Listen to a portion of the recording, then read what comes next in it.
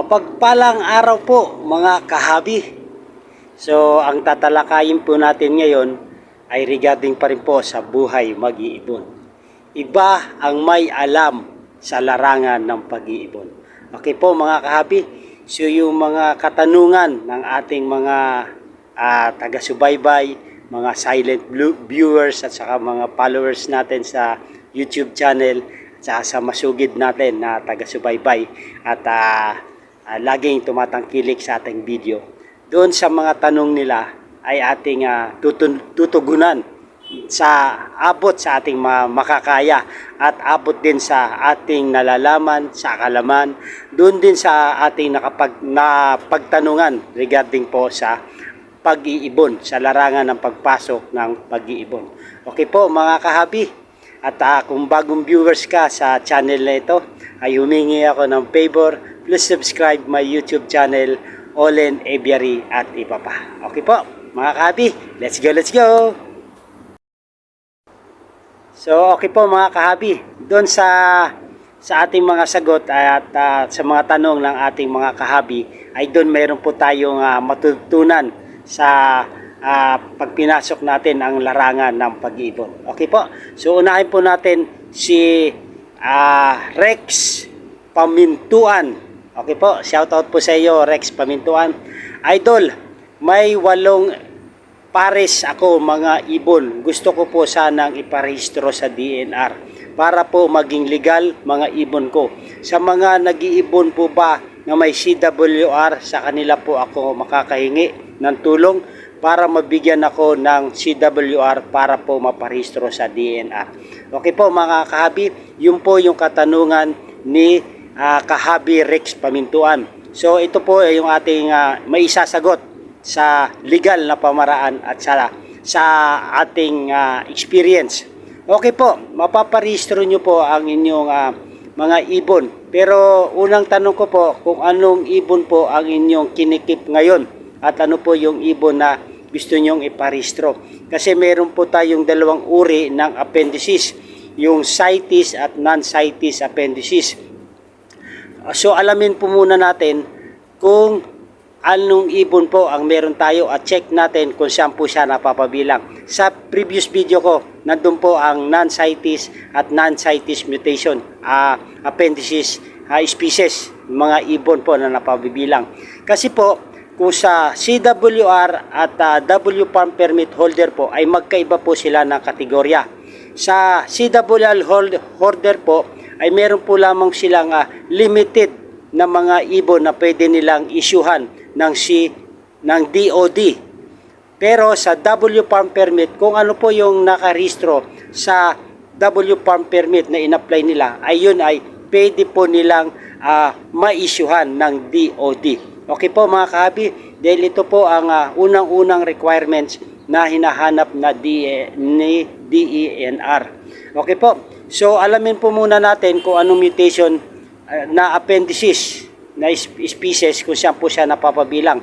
Kung halimbawa ang alaga ninyo ay Agapornis fisheries Alps 2, ay doon po kayo makipag-coordinate sa W Farm Permit dahil sila man po ay may authorized na magbenta or magbigay ng DOD.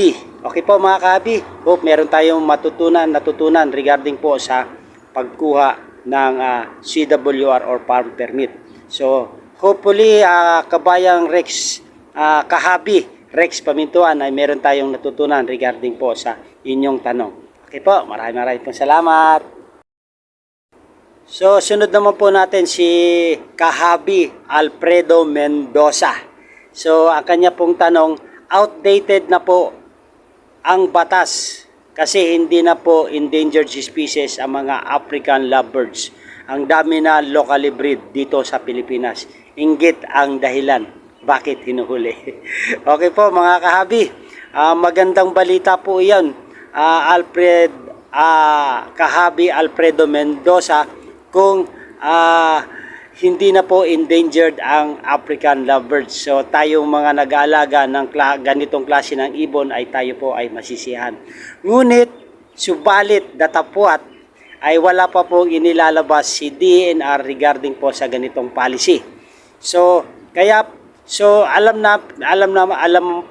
naman po natin na locally ay marami na pong nagbi-breed ng lovebirds dito sa Pilipinas. Pero ito po ay nagiging endangered doon sa pinanggalingan ng ibon na ito. Kasi itong klaseng ibon na to ay hindi po locally breed sa atin.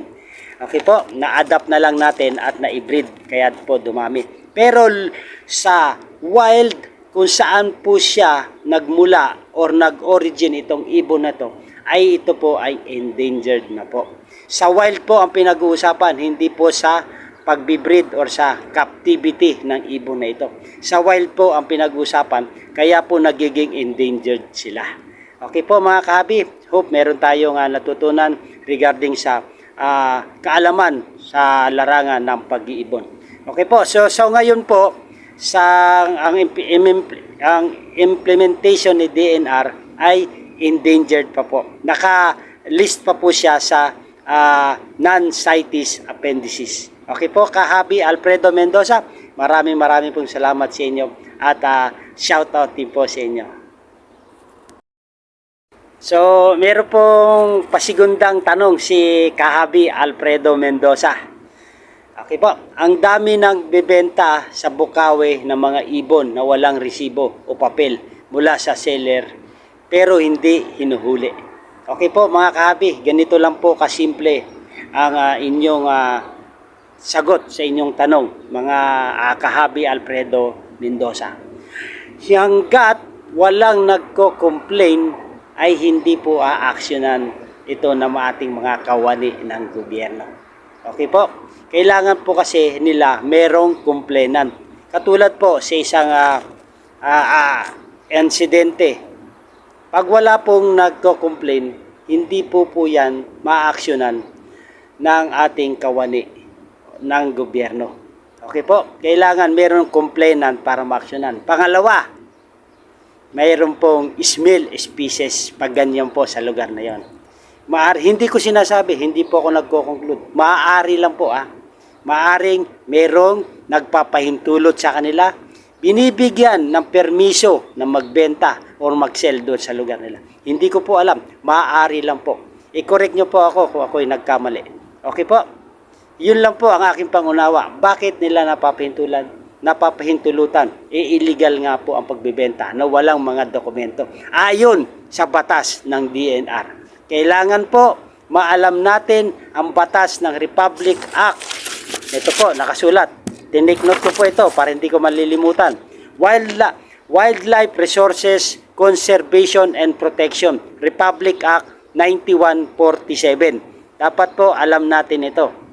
At yung RA 10175. Okay po, cybercrime. Okay po, dapat naintindihan natin ito at naunawaan. Ngunit, natapwat, yung pag-i-implement, yun nga po ang nagkakaroon tayo ng problema. Pero tayo, alam nating mali, wag na nating gayahin. Doon na po tayo sa tama. Okay po? Kaya napag-uusapan natin ang video na ito para maitama natin yung mga pagkukulang or pagkakamali ng iba nating mga kahabi na ginagawa. Kung mali, wag na natin tularan. Doon po tayo sa tama. Okay po mga kahabi? Hope nasatisfy po kayo kahabi Alfredo Mendoza sa konting katugunan ko sa inyong katanungan. Okay po? Maraming po salamat. Shoutout po sa inyo. Ganun din po si Kahabi Remedyo Orano 3890. Ang sabi ni Kahabi, mabuti pang huwag na lang mag-alaga ng ibon, malayo sa huli, hirap na, daming paikik. Okay po, maraming po salamat at Remedyo Orano. Okay po, wala namang problema kung ito iiwasan natin sa pag-alaga ng ating mga ibon. Ngunit doon sa mga hobbyist na katulad ko at gustong mag-alaga or gustong pasukin ang larangan ng pag-iibon, ay kailangan po maging mapasensyahin tayo at kailangan maunawain tayo at higit sa lahat sumunod po tayo sa tama. Sumunod tayo sa batas na itinatakda ng nagpapatupad ng ganitong pag-aalaga ng mga klase ng ibon. Lalong-lalo na po kung endangered. Sumunod po tayo sa batas. Kasi sabi nga, ignorance of the law, excuse no one. Okay po? Sana maintindihan natin. Ang kakulangan daw sa batas ay hindi ito rason para maging depensa natin. Kailangan alamin natin ang batas. Okay po mga kahabi? Doon lang po sa mga hobbyist at gustong-gusto ang larangan ng pag-iibon ay kailangan meron tayong kaalaman sa pag-iibon. Okay po?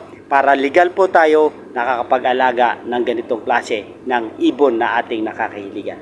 Okay po, shoutout po sa inyo at Remedyo Orano. Okay po, si Kahapi naman po na at Olo. Okay po, so ang tanong niya po may expiration ba ang CWR? Personally, sa aking experience, sa aking pagkakalam, sa aking pagkaunawa, hindi ko nilalahat, ay wala pong expiration ang CWR.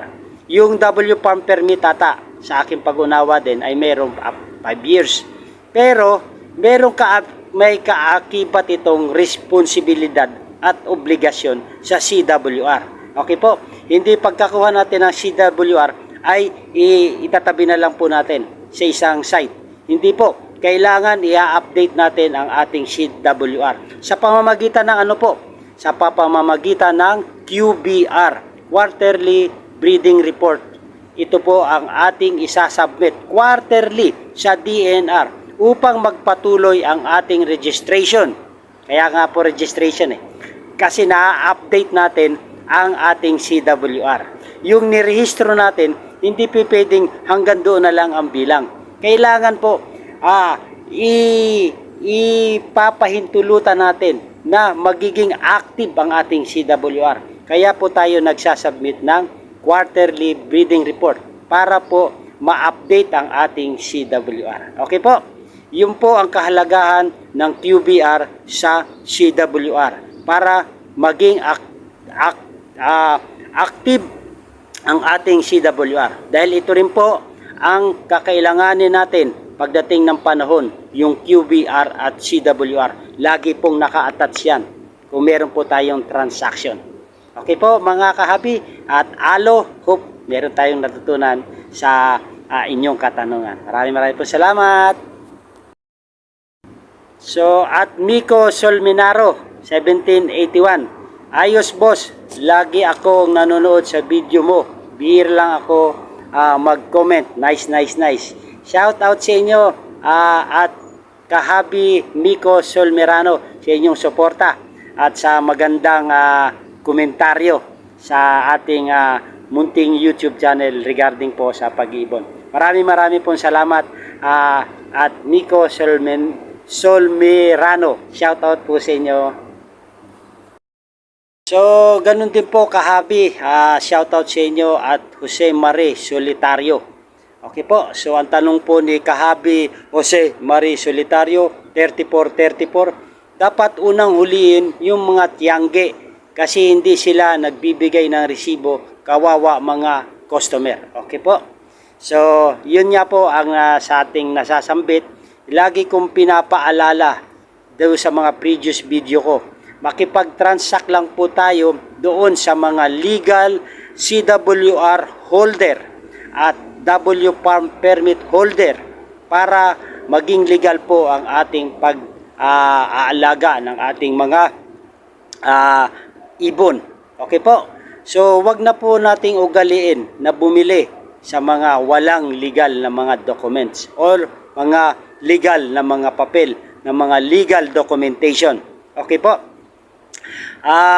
Doon naman po sa sinabi niyang unang hulihin, yun nga, nasagot ko rin po sa katanungan ng ating Kahabi na bakit hindi nuhuli ang tiyanggian sa Bukawi. Unang-una po, kailangan merong magko-complain. Kailangan po, bago aksyonan ng kawani, dapat merong complainant. Hindi po sila aksyonan, sila lang. Kailangan po merong complainant. Ito po ay naaayon sa batas. Okay po? Kailangan mayroong complainant. Dahil sa hindi pagbibigay ng resibo, kawawa, yun na nga po excuse me po, ang naapektuhan tayong mga buyer. Yung sa seller, benefits po nila. Pero yung magsasuffer, yung seller. Ay ang magsasuffer, yung buyer. Ang benefits yung si seller. Kaya tayo mga buyer, dapat alam natin kung ano ang kailangan sa pagpasok or sa pagbili ng larangan ng pag-iibon. Okay po mga hagbi, at Jose Marie Solitario, hope meron tayong natutunan regarding sa inyong katanungan. So, sunod natin si Kahabi at Jesus Malasmas 2894. Shoutout po sa iyo Kahabi. So ang tanong niya po, pwede ba makahingi ng DOD sir? Okay po, sa DOD, ito po ay merong limitasyon lamang sa pagbibigay. Ano po ang limitasyon sa pagbibigay?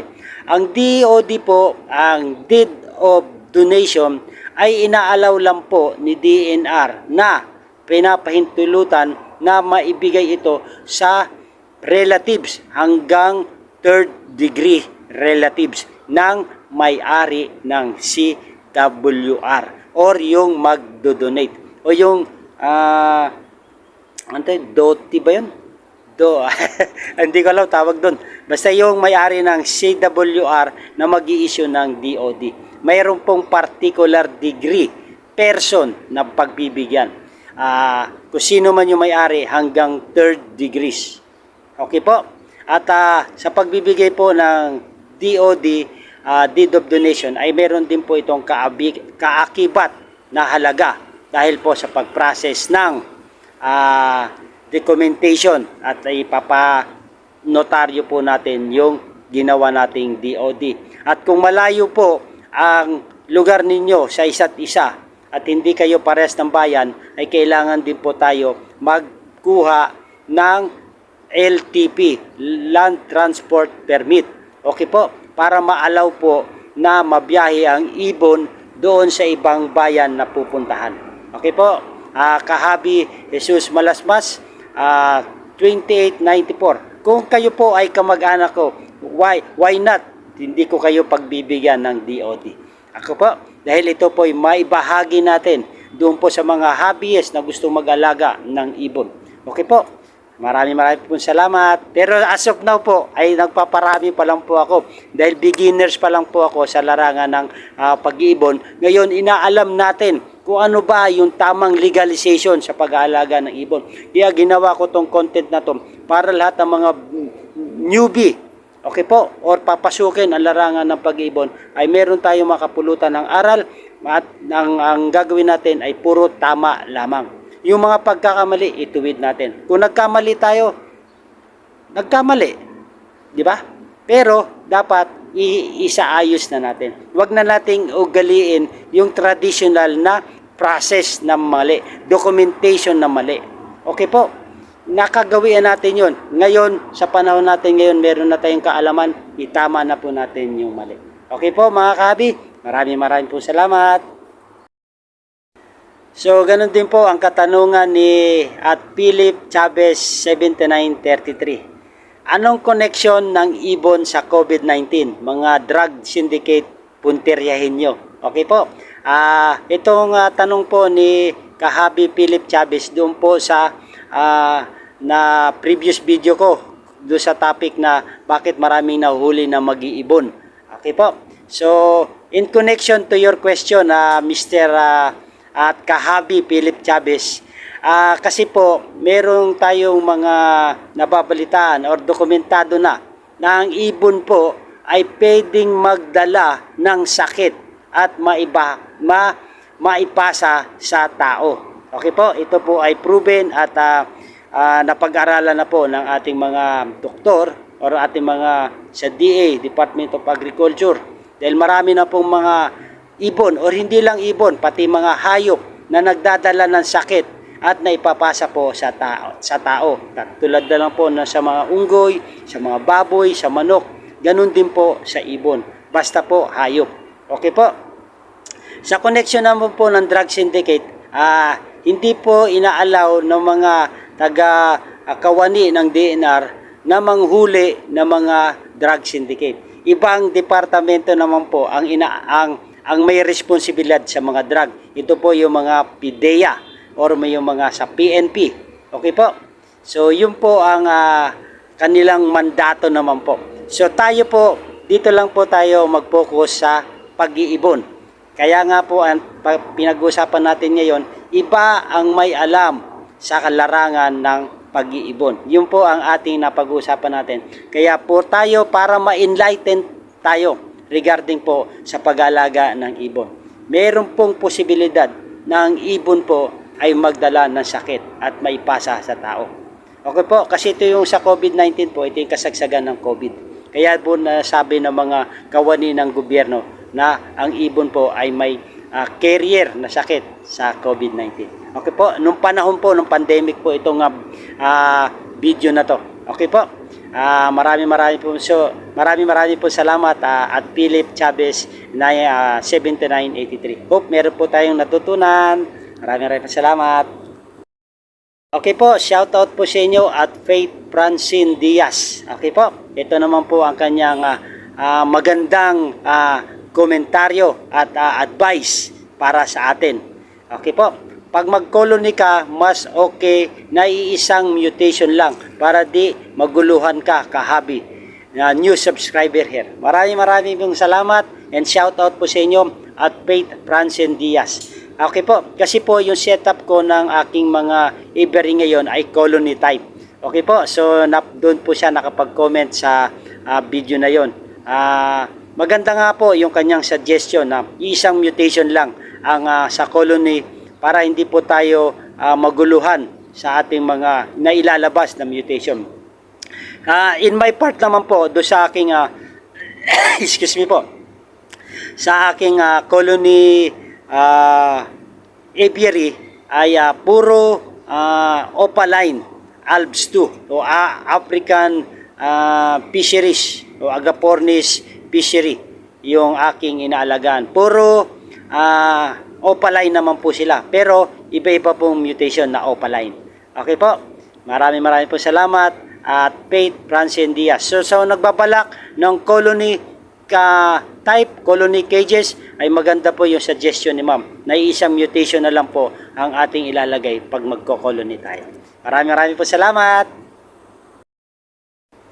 So maraming po salamat sa inyong suporta mga kahabi at doon sa mga comment and suggestion ninyo para tayo ay naliliwanagan dahil sa topic natin ito na iba ang may alam sa larangan ng pag-iibon. Okay po? At ganun din po kay at Geraldo Concio. Shoutout po sa iyo. Present idol. So maraming po salamat sa inyong suporta at Geraldo Concio. Shoutout po sa inyo. At ganun din po kay at Alan Sibirano. Salamat po sa mga info kahabi. Mabuhay po kayo.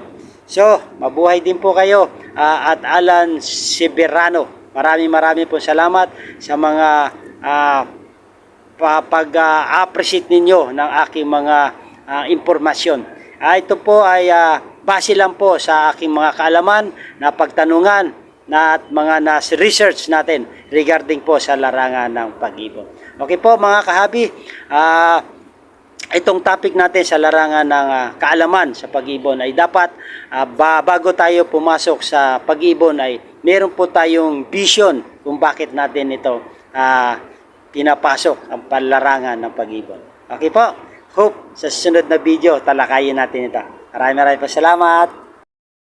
So, mga kahabi, kung nagustuhan nyo itong video na to ay humingi ako ng favor. Please subscribe my YouTube channel, Olen Aviary at iba pa. Okay po mga kahabi, and don't forget to click the notification bell para ma-update po tayo sa mga bagong video natin na i-upload. Pakiclick na rin po yung all para ma-notify po kayo. Okay po mga kahabi, maraming po salamat. Iba ang may alam sa pag-aalaga o sa larangan ng ibon kung tayo po ay merong alam, karunungan at pag-iintindi sa mga pinatutupad ni DENR. Okay po mga kahabi, mabuhay and God bless.